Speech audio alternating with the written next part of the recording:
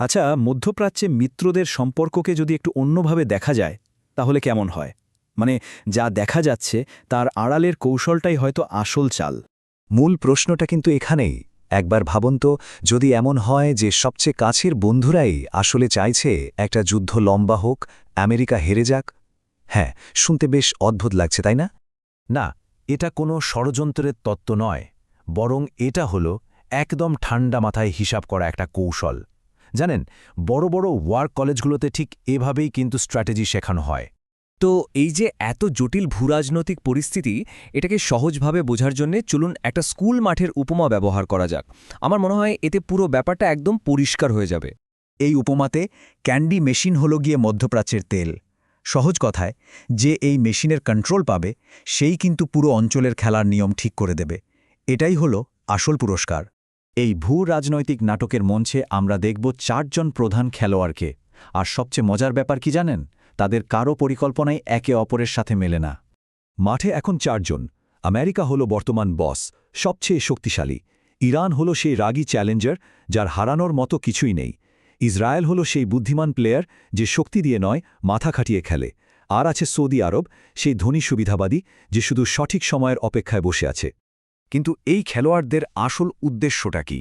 তারা মুখে যা বলে তার আড়ালে কিন্তু লুকিয়ে আছে একটা গোপন শপিং লিস্ট। চলুন তাহলে আমেরিকাকে দিয়েই শুরু করা যাক। আমেরিকার প্রধান এবং প্রকাশ্য লক্ষ্যটা খুবই স্পষ্ট: ইরানকে ধ্বংস করা। কিন্তু প্রশ্নটা হল, বিশ্বের সবচেয়ে শক্তিশালী দেশের এই লক্ষ্যের পেছনে আসল কৌশলগত কারণগুলো কি কি? মূলত দুটো কারণ আছে। প্রথমটা হল হরমুজ প্রণালীর নিয়ন্ত্রণ, যেটা বিশ্ব বাণিজ্যের একটা লাইফলাইন। আর দ্বিতীয়টা হল রাশিয়া, চীন ও ইরানের মধ্যে একটা শক্তিশালী জোট হতে না দেওয়া। কারণ এমন একটা জোট হয়ে গেলে আমেরিকার সামুদ্রিক আধিপত্য অনেকটাই অর্থহীন হয়ে পড়বে। অন্যদিকে ইরানের লক্ষ্য কিন্তু 3টে। 1. হরমুজ প্রণালীর নিয়ন্ত্রণ নিয়ে অর্থনৈতিক ক্ষমতা দখল করা। 2. আমেরিকার সামরিক ঘাঁটি ধ্বংস করে তাদের এই এলাকা থেকে বের করে দেওয়া। আর 3. ইসরায়েলকে পারমাণবিক যুদ্ধে না উস্কে দিয়ে তাদের দুর্বল প্রমাণ করা। আচ্ছা, এবার আমরা এই বিশ্লেষণের সবচেয়ে গুরুত্বপূর্ণ এবং বলা যেতে পারে সবচেয়ে বিতর্কিত অংশে চলে এসেছি। এখন আমরা ইসরায়েলের আসল পরিকল্পনাটা বোঝার চেষ্টা করব। একটু ভাবুন তো, এই খেলায় ইসরায়েলের আসল চাওয়াটা কি হতে পারে? উত্তরটা শুনলে হয়তো অনেকেই অবাক হবেন। এই হলো সেই চমকপ্রদ তালিকাটা। সূত্র যা বলছে তা হল, ইসরায়েল শুধু ইরানকেই ধ্বংস করতে চায় না, তারা চায় মধ্যপ্রাচ্য থেকে তাদের মিত্র আমেরিকার সামরিক উপস্থিতিও শেষ হয়ে যাক। এর পেছনের মূল লক্ষ্যটা হল এই অঞ্চলে একমাত্র এবং অপ্রতিদ্বন্দ্বী পরাশক্তি হিসেবে নিজেদের প্রতিষ্ঠা করা। ব্যাপারটা আসলে খুব সহজ। যদি আমেরিকা খুব তাড়াতাড়ি যুদ্ধ জিতে যায়, তাহলে তারা আগের মতোই শক্তিশালী থেকে যাবে, যা ইসরায়েলের জন্য একটা কৌশলগত হার। কিন্তু যদি যুদ্ধটা দীর্ঘ আর ব্যয়বহুল হয়, তাহলে ক্লান্ত আমেরিকা একসময় বাড়ি ফিরে যাবে, আর তখন খেলার মাঝে টিকে থাকবে শুধু একজনই, ইসরায়েল। সুতরাং মূল কৌশলটা হল আমেরিকাকে একটা লম্বা, ক্ষয়কারী যুদ্ধে জড়িয়ে ফেলা। যখন আমেরিকা ক্লান্ত আর হতাশ হয়ে বাড়ি ফিরে যাবে, তখন ইসরায়েল হবে এই অঞ্চলের একছত্র অধিপতি। একটা জিনিস খেয়াল করলে দেখবেন, ইরান, সৌদি আরব এবং ইসরায়েল, এই 3 পক্ষই কিন্তু চাইছে আমেরিকা একটা দীর্ঘস্থায়ী যুদ্ধে জড়িয়ে পড়ুক। একমাত্র আমেরিকাই এই দীর্ঘ যুদ্ধটা চায় না। এখন এই কৌশল নিয়ে স্বাভাবিকভাবেই কিছু প্রশ্ন উঠতে পারে।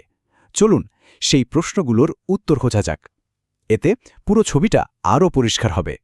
একটা প্রশ্ন তো মাথায় আসতেই পারে, তাই না? আমেরিকার কাছে তো পারমাণবিক অস্ত্র আছে, তাহলে তারা কেন এক আঘাতে সব শেষ করে দিচ্ছে না?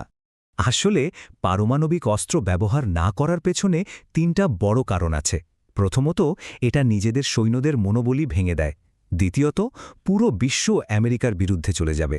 আর তৃতীয়ত, এটা এমন একটা অনিয়ন্ত্রিত পারমাণবিক যুদ্ধের সূচনা করতে পারে যেখানে দিন শেষে সবাই হেরে যাবে। আচ্ছা, ঠিক আছে, পারমাণবিক অস্ত্র নয়, কিন্তু ভেনেজুয়েলার মতো শুধু নেতাকে সরিয়ে দিলেই তো হয়, তাই না? বড় যুদ্ধ না করে শুধু নেতৃত্ব পরিবর্তন করলেই তো চলে। ইরানের পরিস্থিতি কিন্তু ভেনেজুয়েলার থেকে একদম আলাদা।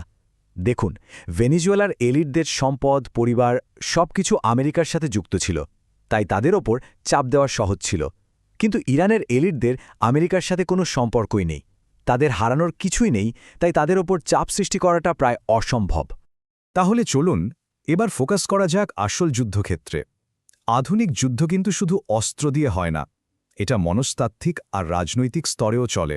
আধুনিক যুদ্ধ এখন আর অস্ত্রের খেলা নয়, এটা হলো ধৈর্যের খেলা। আসল জয়টা হলো প্রতিপক্ষকে হাল ছেড়ে দিতে বাধ্য করা। যে পক্ষ নিজের ন্যারেটিভ বা গল্পটা ধরে রাখতে পারে শেষ পর্যন্ত সেই জেতে। তো এই পুরো বিশ্লেষণটা শোনার পর একটা প্রশ্ন কিন্তু থেকেই যাচ্ছে, এই মুহূর্তে এই জটিল খেলার আসল বিজয়ী কে হতে চলেছে বলে মনে হয়?